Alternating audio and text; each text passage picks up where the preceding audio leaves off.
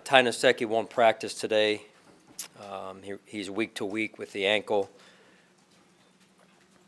Saran, Saran Neal's in the protocol, and then Jerry Hughes will not practice today with a groin. Lorenzo and John Brown are on vet days today. So with that, we'll open it up to your questions.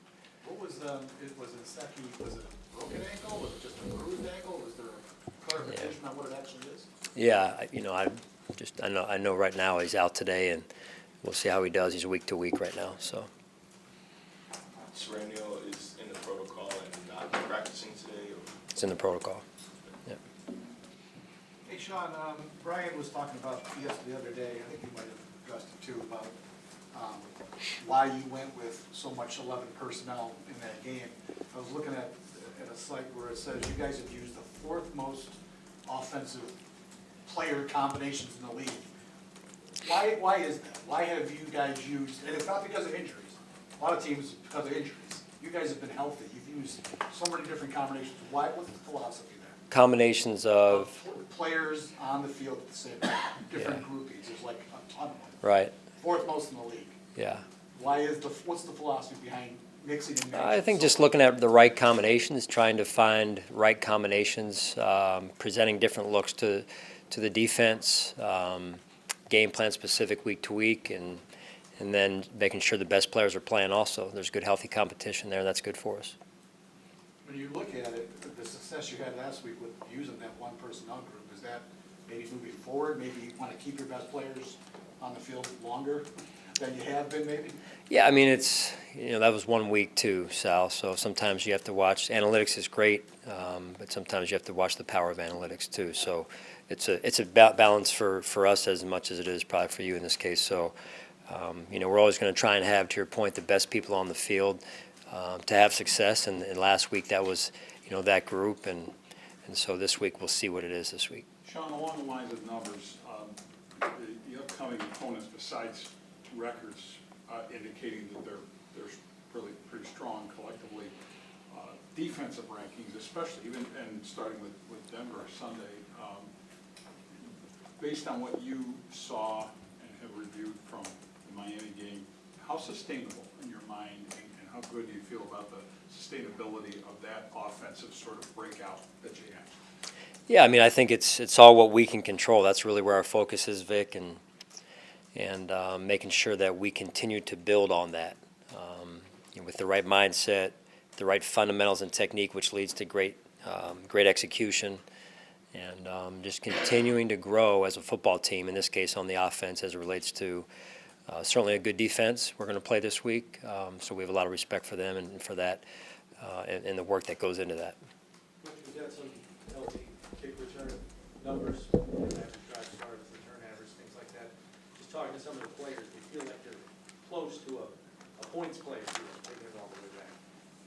Do you kind of see that trending in that direction? Do you feel like the group's close? Yeah, I mean, we're always looking for those plays, and I think the guys have, going back to the fundamentals, the techniques, the guys have really worked on our kickoff return in particular, setting up, getting on the aiming points, hands inside, and then this being in sync with Andre as well. And there's been some chunks, and I think the next step, to your point, is, hey, to score on it.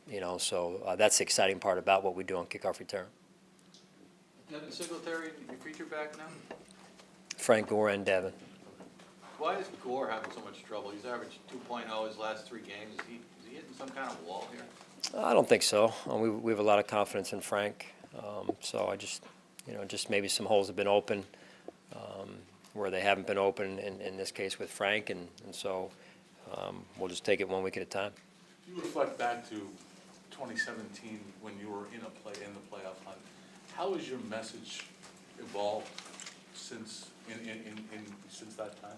How has it evolved? Evolved or changed in any way? If you can, now that you're in the playoff hunt right now again for the second time in 3 years. Yeah, I mean, I just think overall, John, we take it week to week. We took it week to week back then. We take it week to week now, and a lot of my message, I would say, probably if it's probably a better question for some of the players that were here with us then, is a lot of it has remained the same because I believe in it. And then I'm hoping that I've gotten better with age as well and experience. Yeah. What do you think, the addition of Cole this year, what has that meant for Josh? I mean, didn't have him last year. How much of a difference has he made for Josh's development this season to have that guy there? Yeah, it's been big for our overall offense and really for I think the personality of our football team. I mean, you guys have been around Cole. He's a likable guy.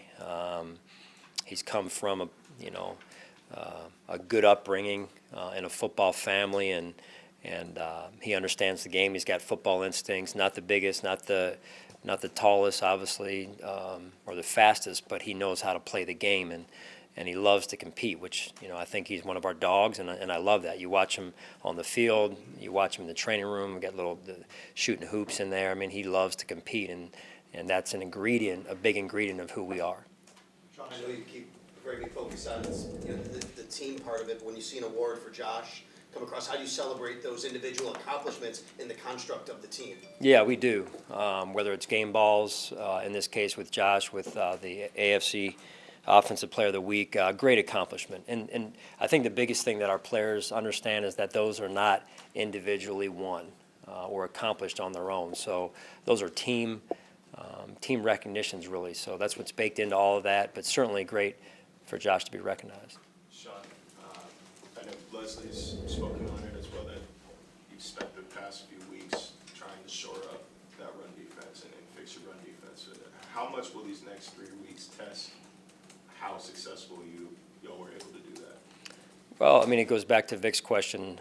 Now, from the offensive standpoint, is it sustainable? Defensively, is it sustainable? We'll see.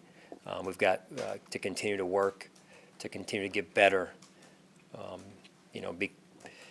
Because we're 7-3, to think that we've arrived is not. That's not how this league works. So we've got a great opportunity this weekend at home. This is a team that's played just on the road a week ago, where they had some trouble with some snap counts and things. And I know how loud Buffalo fans can get, in particular in this stadium, and we're going to need them this week. We're going to need our 12th man.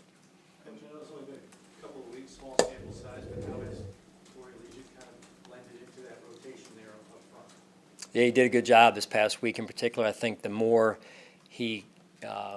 I believe the more he's around our system, the more comfortable he gets and the faster he plays. And that was good to see last week. He really does some good things that the other guys in the room could stand to learn from as well. So that veteran experience from a fundamental and technique standpoint is real for us. Sean, what do you see from their pass catchers? They had, looks like the guys who could really make some contested grabs, Fant at tight end, obviously Cortland Sutton at wide receiver. Yeah, explosive offense in that regard. They've got the backfield, the runners back there, and with Lindsey and Freeman. And what they do is, it's just they're a potent offense.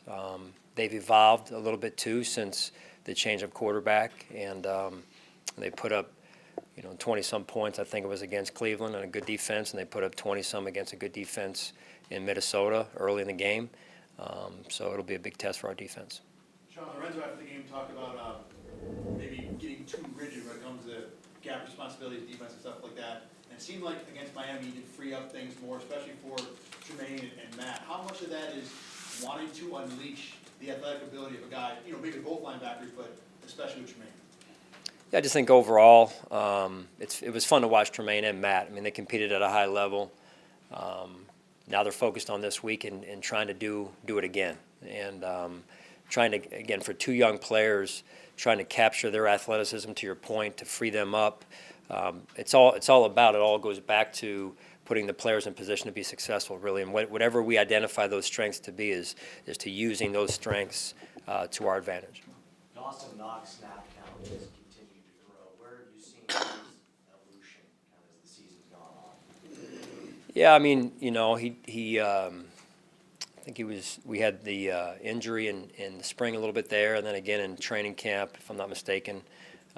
So he missed some time, but when he's gotten on the field, he's been good, and I think that's been the biggest thing, is having him healthy to again get that the rep count up and the chemistry with Josh, and then also working in the run game too. That's important. So Same could be said for Tyler Croft. I thought he had his best game this past weekend after being off for so long. So that's encouraging, and we've got to continue to grow in that regard. Hey, Sean, back to that blitzing point. You've not been a heavy blitzing guy, I think, through your career, at least in Buffalo. Were you comfortable last week with how much you did it, and moving forward, would you be comfortable with blitzing as often as you did last week? Yeah, I mean, we're just every week to week we're going to do whatever we feel like works. We try and put together a good game plan, whether there's 0 blitzes, 0.0% of blitzing, or what it was last week. So we're always going to do what we feel like is part of the game plan. Sean, how did you feel with Kevin Johnson did in his first big-time performance? Yeah, I thought he handled himself well, tackled well, played with good eyes and discipline, played good fundamentally, gave us some juice. He's a good energy guy for us, tough. The identity of a defense sometimes comes from how tough your corners are, and we rely on those guys to be physical for us. Sean, Philly. Do one more. I got to get going here. Philly kind of started the trend playing 2 backs on the field at the same time against your defense. Saw Cleveland do it a little more as well. Yeah.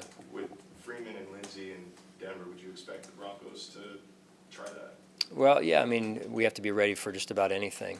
They've got some gadgets in there. They've put both backs on the field as well. They're both highly talented backs, maybe the best combination going. If not one of the tops. I mean, they're explosive and they do a really good job.